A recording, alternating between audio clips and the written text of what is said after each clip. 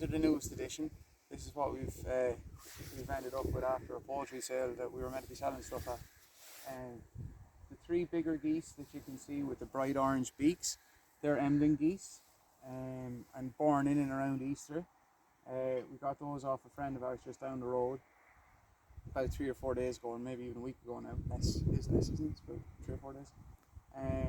Yeah, so we got those three together, and then when we were down at a poultry sale in Michael and Carlo today, we swapped some coaching babies for 3 more geese of unknown origin, other than the seller seemed to be absolutely on the money, nice guy, wanted a nice home for his 3 geese, and yeah, so we did a swap, but we don't think they're Embden, or if they are, they're a lot younger than what we have because the size difference, and 2, their beak is a completely different shape.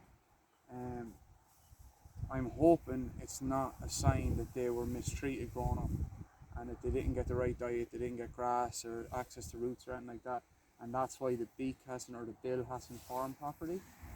So I don't know if that's true or not. We're going to find out as the next couple of weeks go by. Maybe I'm grazing on grass around here for a while. We'll move them down along each paddock as we go and make sure that they're well fed. But so far so good. They haven't been flighty. They haven't really done much of anything. They've kind of chilled out. The big gander that we have there in the Embden that we got off the guy down the road, that big gander can fly because he's flown straight over this fencing already. And thought he was absolutely brilliant. Happiest you ever saw a goose until he tried it a second time, got his feet caught and got a shock, and now he doesn't try it anymore. So yeah, the electric fence seems to work for the geese. They don't really have too much interest in going outside of it, but there's a lot of lush grazing here at the minute, so we're hoping that's going to work out. And if anyone out there is watching the videos and they do manage to get a couple of views, I would like to know what the story is with those geese, and the fact that their bill is much bigger, much smaller. It doesn't seem to be shaped precisely as the other geese. They could be completely wrong. They could be the exact same, just much younger, or they could be the exact same, just not as well kept. We'll find out. But there's one of the new geese learning what the electric fence is. So, like I said, it's working out.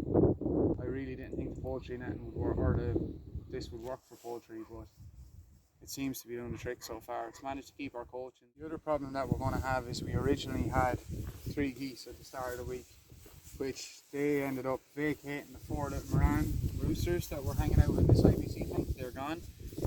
Not gone, they're just in the next pen. But basically this was the house for the 3 Embden geese that we brought home.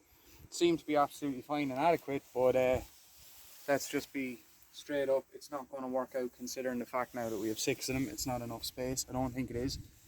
But luckily enough, we have another IBC tank that we can go and bring up.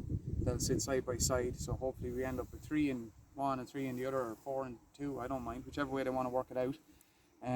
Yeah, this is going to be their home, I'd imagine. I'd like to originally, or in the end, get all of these timbered on the outside and maybe look at foaming the gaps on the inside for insulation, but that's a whole other thing. It's probably, again, it's another thing where next spring we'll get into doing stuff like that.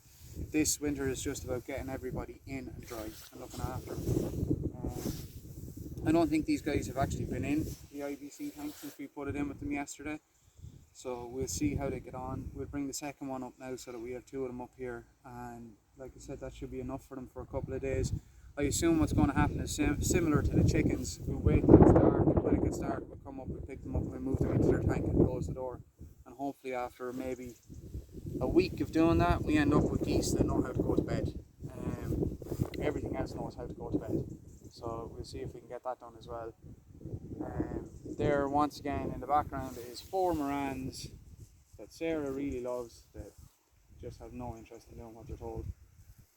As you probably noticed, we're in the middle of the moult this time of year, so everything that we have is getting rid of feathers and growing new feathers, and that makes the place look like it's snowed when you have geese. I don't know what we're going to do. We were originally hunting for Chinese geese.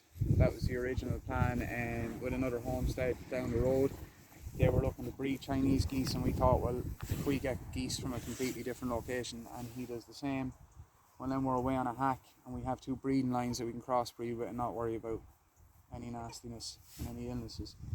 So that went out the window when I got an offer of taking 3 Embden geese, because I don't know, I'm too spontaneous and don't think about stuff enough.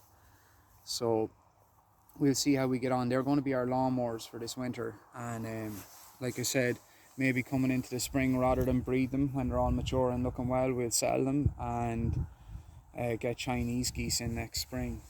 It's not so much a preferred. I don't love Chinese geese more than I love Embden geese. I don't think I could pick a breed because I don't know enough about them. The main reason is we can probably look at getting about 40 eggs out of a Chinese, whereas the Embdens, I think somewhere around 20. I don't think we're going to get much more than that out of them.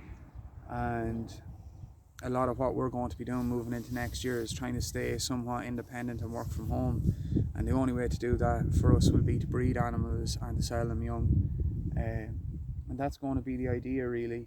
That's going to be the basis for what we're doing here. We'll be using, hopefully we got a delivery, we'll go in and show you now and open up our brand new 110 egg incubator all the way from the land of China, and we'll get that set up and let it acclimatise. Let's see if we get any luck out of it. If we do, and we have birds laying throughout the winter, you can believe me, we'll be hatching throughout the winter. And for anyone that's worried about that, we'll be hatching throughout the winter, but we'll be rearing them indoors in our shed that used to be a cattle shed from the last owner that was here.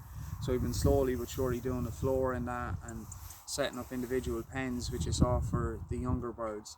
So we're going to try in the next shed and try and keep it so that we've got the next stage of chicks coming up, so that they're fully ready to go out in the weather before we put them out. We don't want to have birds getting sick and dying. We've already had enough of a pain in the arse with the mites, and especially with that bronchitis.